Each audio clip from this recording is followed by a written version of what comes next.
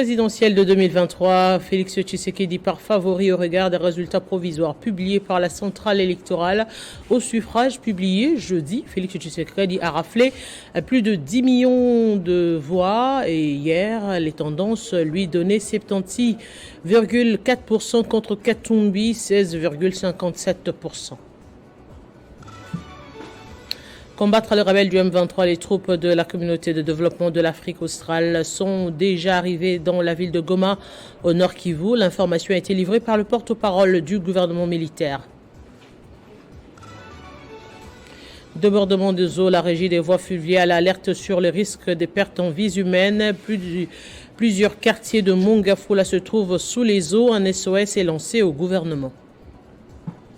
Bienvenue mesdames, messieurs, dans ce journal sur Télé 50. La Commission électorale nationale indépendante a publié les résultats actualisés le jeudi 28 décembre dans la soirée sur un total de 12 544 581 suffrages exprimés. Félix Tshisekedi rafle 9 539 315, soit 76,4%. Ces résultats partiels le placent largement en tête, suivi de Moïse Katumbi avec 2 78 305 voix, soit 16,57%. Et Martin Fayoulou se pointe à la troisième place avec 559 132, soit 4,46%. La publication des résultats partiels présentés à la presse le jeudi 28 décembre dans la soirée place les candidats numéro 20 toujours largement en tête. Il s'agit des résultats actualisés des circonscriptions dont la plupart des bureaux ont été traités et transmis. Selon Jean-Baptiste Itipo, directeur de la communication de la CENI, ces résultats actualisés prennent en compte des circonscriptions électorales dont quelques bureaux de vote restants et ceux qui n'avaient pas été publiés. Aujourd'hui, effectivement, on est en train d'actualiser les résultats partiels dans certaines circonscriptions qui avaient déjà été publiés, mais également on publie les résultats dans celles qui n'avaient pas encore été publiées. Pour sa part, Dieu merci Batsino, président de la mission d'observation nationale, la Voix citoyenne exprime sa satisfaction après avoir observé ces élections. Il recommande que les scrutins combinés en République démocratique du Congo soient organisés selon un modèle congolais, c'est-à-dire au-delà d'une journée, pour permettre à tout Congolais de répondre à son devoir civique. Le Congo est vaste, mais nous ne sommes pas un pays développé, nous sommes un pays du tiers-monde. Organisons les élections selon les contextes congolais. Concernant le point de vue de la mission d'observation électorale Moé 5O SCC sur la victoire quasi certaine d'un candidat, Jean-Baptiste Itipo, directeur de la communication de la CENI, explique pourquoi la mission d'observation n'a pas cité les noms du prochain vainqueur de l'élection présidentielle du 20 décembre dernier. Selon lui, la CENI reconnaît aussi quelques irrégularités relevées par cette mission. Qu'à la date du 20 décembre 2023, la CENI elle-même, dans un communiqué de presse, avait relevé certaines irrégularités. Et la CENI, à cette occasion, avait mis sur place une commission d'enquête dont les résultats seront rendus publics dans un très bref délai. Pour l'instant, seules les circonscriptions d'Inongoville, province de Maïnombe, et Lukula, province du Congo central, ont atteint 100% des taux de traitement. Ce vendredi 29 décembre, la CENI poursuit la publication des résultats partiels des autres bureaux de vote et circonscriptions électorales qui restent. Le résultat provisoire de l'élection présidentielle du 20 décembre pourront être publiés le dimanche 31 décembre selon les calendriers de la centrale électorale. Et après publication de ce résultat partiel, le candidat à la présidentielle au numéro 2, Constant Moutamba Tenu, a félicité le président sortant pour sa réélection. Au nom de l'opposition républicaine, il a souhaité à Félix Tshisekedi un fructueux second mandat à la tête du pays. Nous avons suivi attentivement et de près la publication des résultats partiels par la CENI.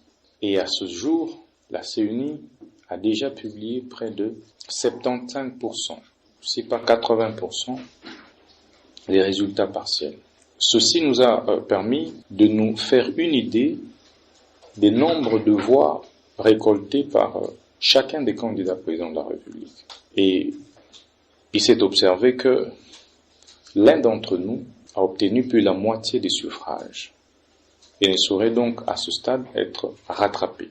Nous avons comptabilisé plus de 10 millions de voix déjà obtenues par lui à ce stade et que donc il est impossible de le rattraper, en considérant qu'il s'agit scrutin direct à un seul tour, avec la majorité préférentielle. Et avec tout ça, dans le souci de préserver la stabilité, de préserver la cohésion, de préserver la paix sociale dans notre pays, l'opposition républicaine, que j'ai représentée à la présidentielle du 20 décembre dernier, a décidé de s'incliner devant les résultats issus de la publication de la CENI. Et elle a décidé par ailleurs de féliciter M. Tshisekedi, le candidat challenger numéro 20, pour sa brillante réélection. Nous allons demeurer opposants. Nous allons continuer à mener notre combat au sein de l'opposition politique républicaine, mais surtout au sein des institutions. Et dans la perspective de la réélection de Félix Tshisekedi à la présidentielle de 2023, dont la publication est prévue ce dimanche 31 décembre, l'ASBL SOS Grand Bandundu, au nom propre de son coordonnateur général Rigobert Kouta, félicite la Commission électorale nationale indépendante pour le travail réalisé, ainsi que le chef de l'État Félix Tshisekedi pour son second mandat. Le coordonnateur de SOS Grand Bandundu l'a fait savoir à travers une déclaration apportée par Nathan Diamoué. SOS Grand Bandundu note avec la plus grande satisfaction le déroulement du processus électoral en cours en République démocratique du Congo et félicite de ce fait la Commission électorale nationale indépendante CENI pour avoir organisé des élections inclusives, combinées, présidentielles, législatives nationales et provinciales, ainsi que municipales, avec, cette fois-ci, la participation de la diaspora et en respectant les délais constitutionnels, une grande première dans l'histoire de notre pays. SOS Grand Bandundu note également la transparence qui caractérise la publication des résultats en cours de la présidentielle par la CENI à la suite de compilation des bureaux de vote, circonscription par circonscription, en direct sur les antennes de la télévision nationale et d'autres médias depuis le 22 décembre 2023. Ce qui dissipe toute controverse et déjoue tout le plan machiavélique de certains acteurs politiques qui prédisaient les chaos et l'apocalypse pendant et après les élections. Et puis la mission d'observation électorale, les Amis de Wechi a présenté ce vendredi à Kinshasa son rapport issu des élections du 20 décembre dernier. Le président de cette structure qui a rendu public ce rapport le recommande à la CENI et aux institutions de la République pour l'amélioration des scrutins en République démocratique du Congo.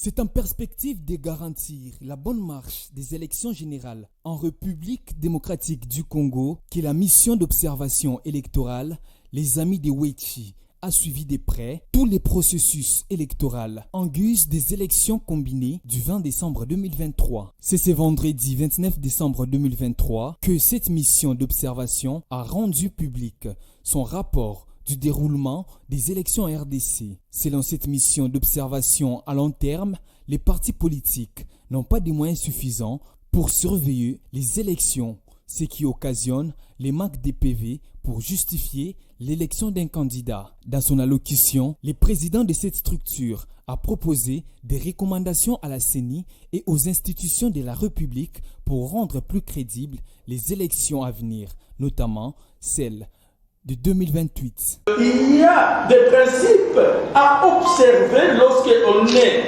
observateur national ou international. Vous voyez, vous ne dites rien, vous observez. C'est ça le vrai problème. Donc nous voudrions, pour les élections de 2028, corriger ces erreurs. C'est pourquoi nous avons dit qu'il faut en 2028, changer l'article 38 de la manière suivante.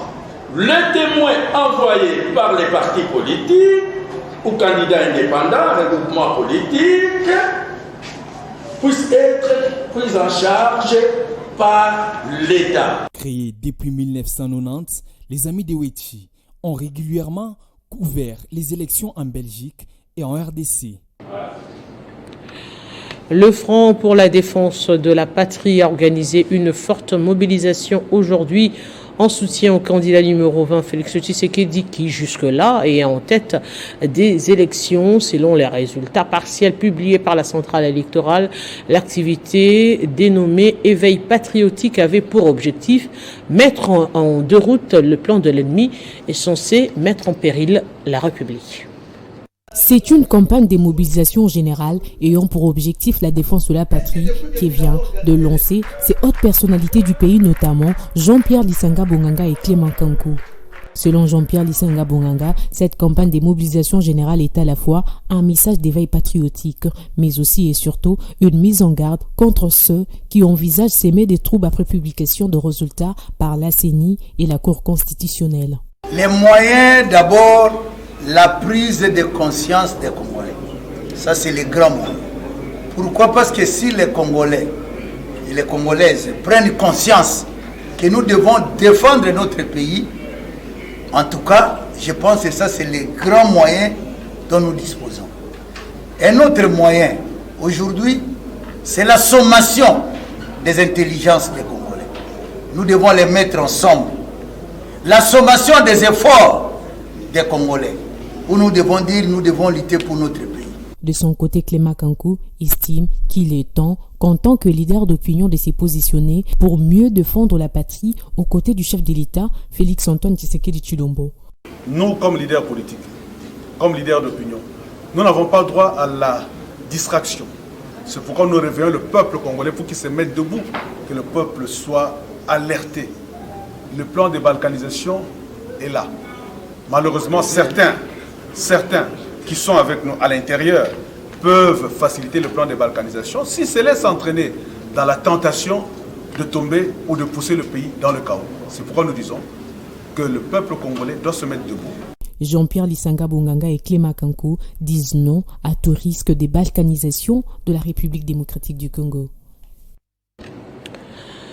Guerre du M23, les troupes de la communauté de développement de l'Afrique australe sont déjà arrivées dans la ville de Goma au Nord Kivu. Le porte-parole du gouvernement militaire qui livre cette information précise qu'ils arrivent avec un mandat offensif et seront déployés très prochainement sur les lignes de front pour combattre aux côtés des forces armées de la RDC, les rebelles du M23 soutenus par le Rwanda.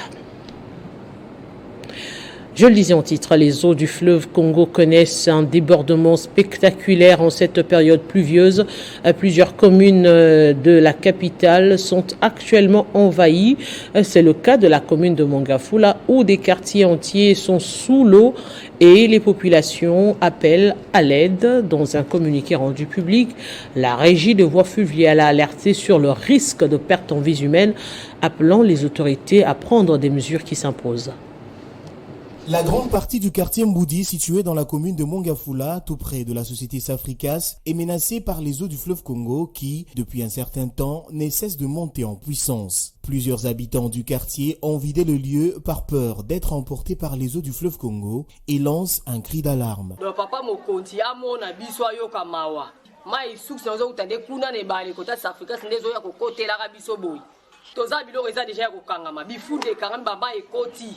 tokokimela wapi neti babiso si tovanda deja eza ba mapa on se met place à kokende ezate amona biso batu bakimi bakangi biloko biso ko neto tikali batasuka mai pese koti nango tokangi po tozobanga butwa lelo tokolala nde na mai.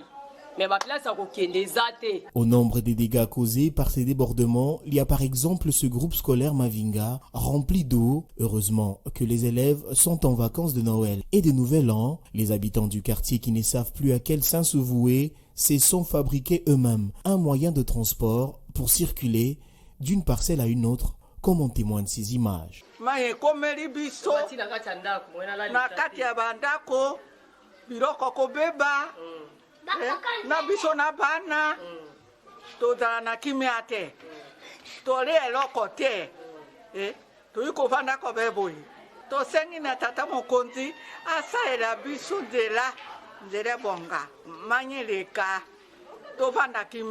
Les bouteilles en plastique se sont également invitées avec risque de polluer l'environnement. Les autorités du pays sont priées d'agir avec diligence pour épargner ses compatriotes des dégâts. Dans un communiqué rendu public, la régie des voies fluviales a comparé l'actuelle montée exceptionnelle des eaux du fleuve Congo et ses affluents à la crue du siècle de 1961 ayant causé d'énormes dégâts à Kinshasa et Brazzaville. Les inondations en cours exposent la population riveraine aux pertes en vies humaines et aux maladies d'origine hydrique, alerte la RVF qui demande aux autorités publiques et à la population de prendre des mesures qui s'imposent.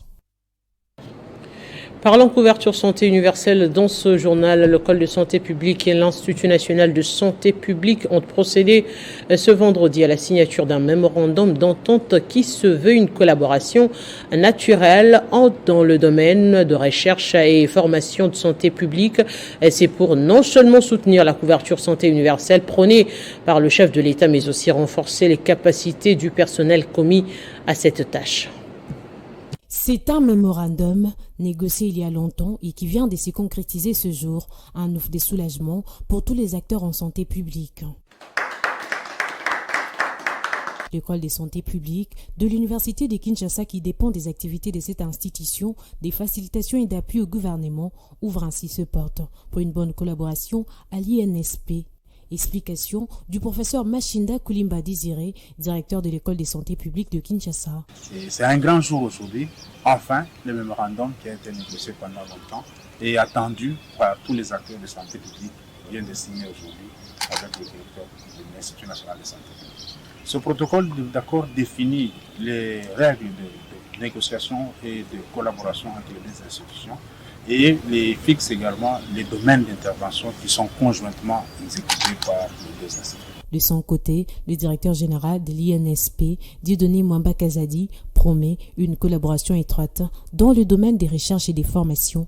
Dans le cadre de la couverture santé universelle, parmi ces axes stratégiques, il y a la prévention et la préparation et la réponse aux épidémies et aux urgences sanitaires.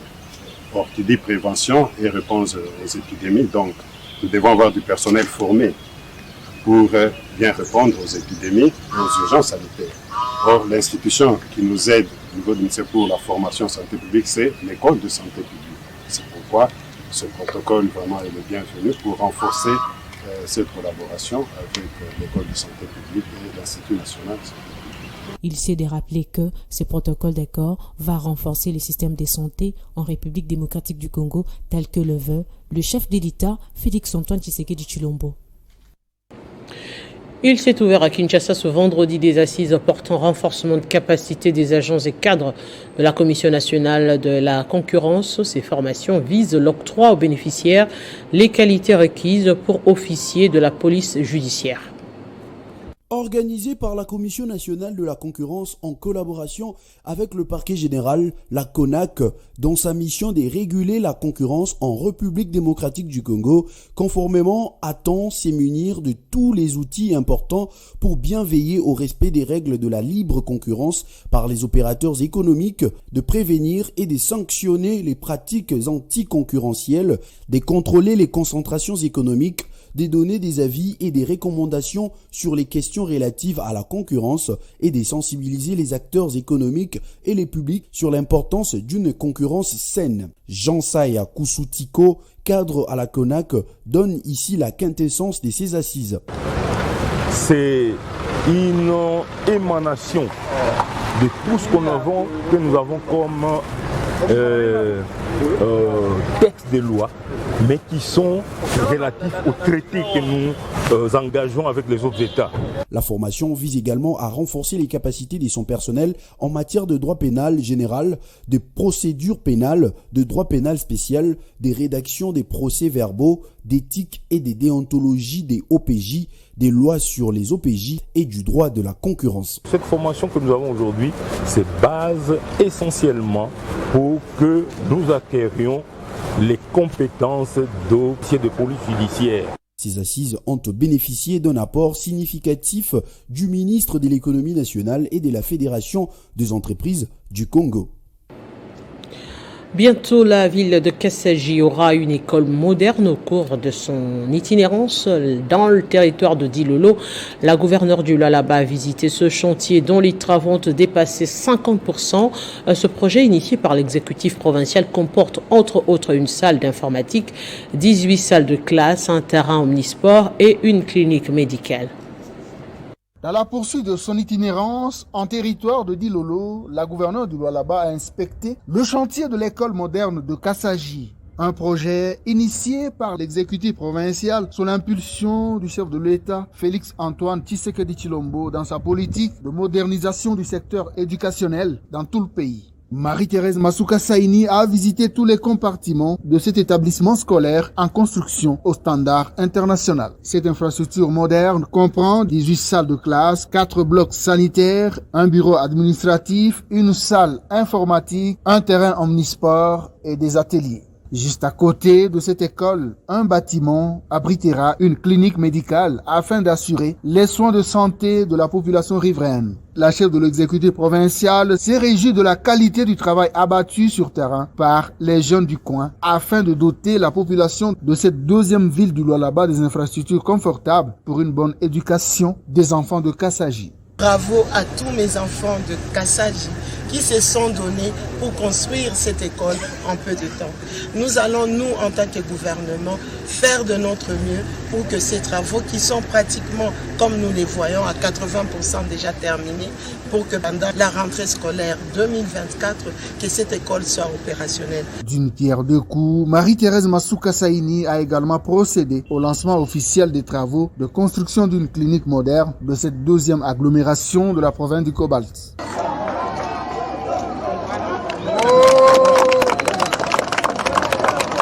Les filles et fils de Kassaji ne seront plus obligés de parcourir de longues distances pour recevoir des soins de santé de qualité grâce à la volonté ferme du président Tshisekedi qui veut à tout prix améliorer les conditions de vie de sa population du Congo profond.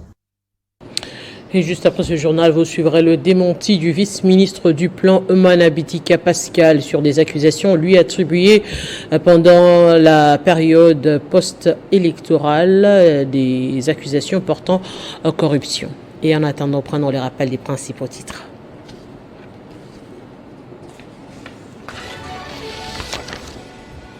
Présidentielle de 2023, Félix Tshisekedi part favori au regard des résultats provisoires publiés par la centrale électorale au suffrage du jeudi. Eh bien, Félix Tshisekedi rafle plus de 10 millions de voix hier. Les tendances lui donnaient 76,4% contre Moïse Katumbi et 16,57%. Combattre le rebelle du M23, les troupes de la communauté de développement de l'Afrique australe sont déjà dans la ville de Goma au nord Kivu. L'information a été livrée par le porte-parole du gouverneur militaire. Débordement des eaux, la régie des voies fluviales alerte sur le risque de perte en vies humaines. Plusieurs quartiers de Mongafula se retrouvent sous les eaux. Un SOS est lancé au gouvernement central. Ce journal est terminé, madame, monsieur. Merci de l'avoir suivi.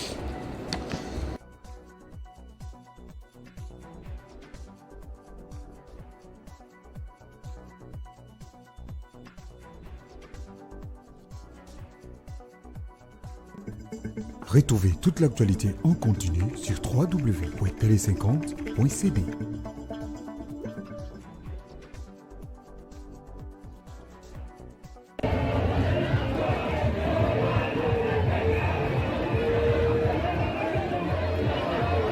D'après quelques hommes politiques bien connus, malveillants et haineux, comme le dit le leader de Kindu Omana Bitika Pascal, vice-ministre du plan et candidat député national et provincial, aurait distribué des billets des banques aux électeurs les jours du vote sous prétexte de les corrompre.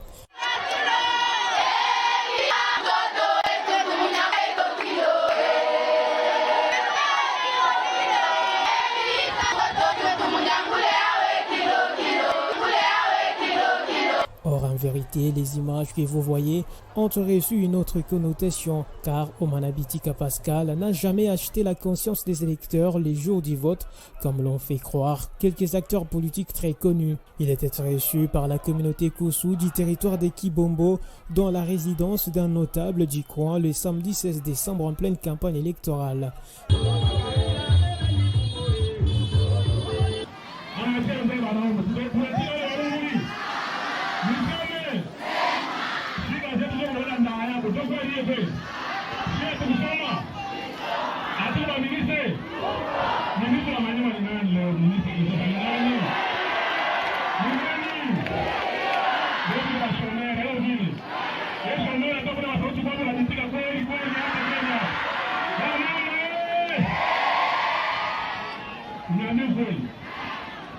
Chef de l'État, je qui se crée du Félix Antoine.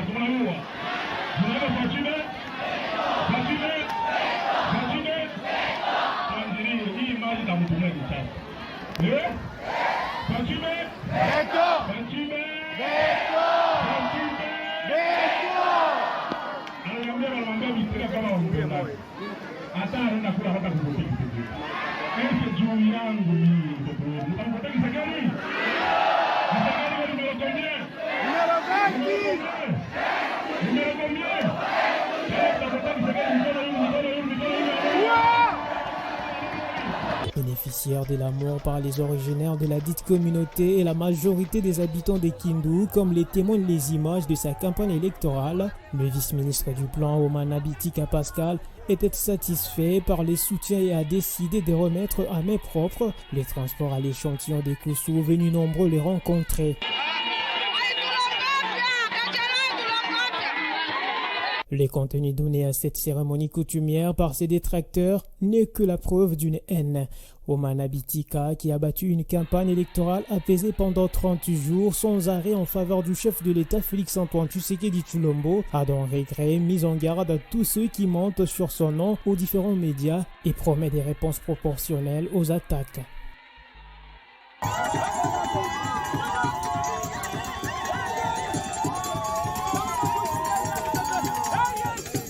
Message de vœux de Gécamine SA adressé au président de la République démocratique du Congo, Excellence Monsieur Félix Antoine Tshisekedi Tshilombo, président de la République, chef de l'État, avec l'expression de nos hommages les plus déférents. À l'occasion des festivités qui annoncent la nouvelle année 2024, les conseils d'administration, la direction générale et les personnels de la Générale des carrières et des mines, Gécamine SA, vous présentent à votre excellence et à votre famille, leurs vœux des bonheurs, des santé et des prospérités. Fidèle à sa vocation et à sa mission sociétale et face aux enjeux économiques marqués par la transition écologique, Gécamine SA, la fille aînée des entreprises du portefeuille de l'État, s'arrange en ordre de bataille pour être compétitive sur le marché minier par la production des métaux stratégiques essentiels afin de conforter la place des choix qu'occupe notre pays. Gécamine SA, qui n'a aucun doute sur votre vision patriotique de protéger l'intégralité territoriale de notre pays, objet de convoitises sans nombre de la part de ceux-là qui voudraient les maintenir dans une perpétuelle insécurité, se tient d'ores et déjà debout et vous assure de son loyal accompagnement dans tout ce que vous entreprendrez en faveur de la paix et de l'unité nationale, ferme, essentielle et nécessaire au développement socio-économique de notre peuple. Que les Très-Hauts vous accordent toutes ces grâces pour l'accomplissement de votre noble mission. Message signé par Kala Bassadiloa Placide, directeur général, et Lukama Kunzi Guy Robert, président du conseil d'administration. Message de vœux adressé à son Excellence Monsieur le Premier ministre de la République démocratique du Congo, Excellence Monsieur le Premier ministre, avec l'expression de notre haute considération à l'aube de cette nouvelle année 2024, les conseils d'administration, la direction générale et les personnels de la Générale des carrières et des mines, GECAMINE SA, se font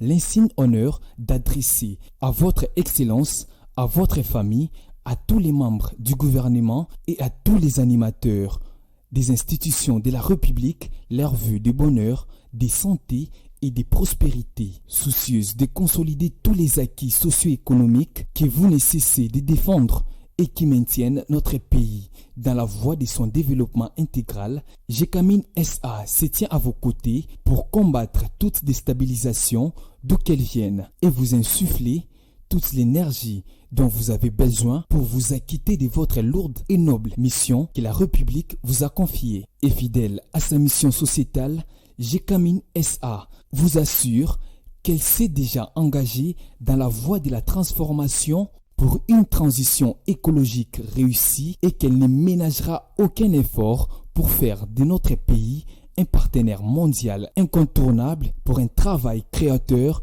de richesses et en centrant toutes ses énergies sur l'effort du redressement de notre économie nationale. Puisse l'Éternel vous bénir et vous accorder santé et sagesse pour conduire le peuple congolais à son divin destin. Message signé par Kala Bassadiloa Placide, directeur général, et Lukama Kunzi Guy Robert, président du conseil d'administration.